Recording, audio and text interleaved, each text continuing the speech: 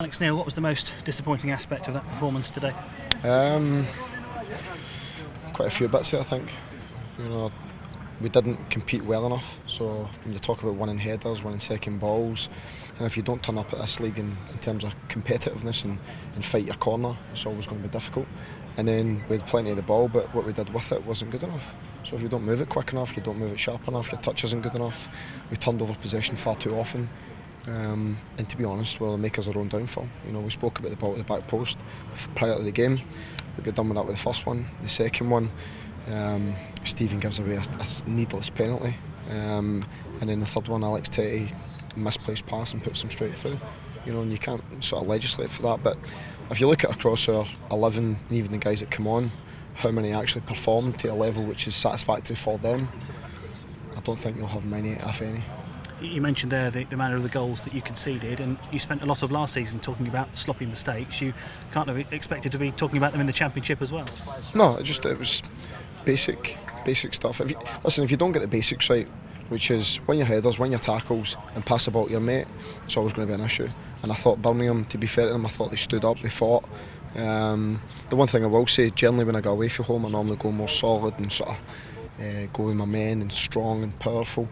And today I thought we could go a bit more expansive because I felt we had enough sort of creative players to go and win the game for us, but obviously I was wrong. How much did you miss Cameron Jerome and a bit of physical presence up front today? Yeah, I think we missed Cameron, but not only that though. I think, like I say, even if Cameron was playing, if he put in a performance, that would have helped. But I think the other 10 players need to do more as well, and we didn't do enough.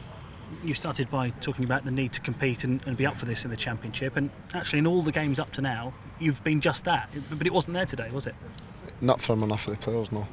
And I think that's the hardest thing for me to accept, and all I can really do is apologise to the fans that made the long journey up here to come and watch it, because that's a minimal expectation for one of my teams, and that's not acceptable in terms of how we went about it today. You've talked all through the season about wanting that new striker. You lost Cameron Jerome today. The fact you haven't got one in yet, did that catch you out a bit today?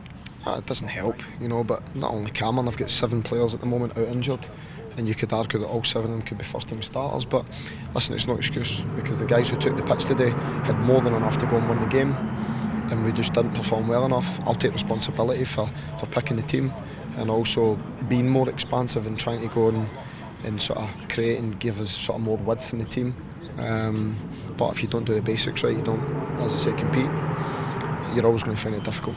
Does it change your feelings about away games in this division? Will you have to perhaps not be so expansive? No, because I know about away games in this division. It's the first time I've lost an away game since I came to Norwich, so it's not as if it's happening every week.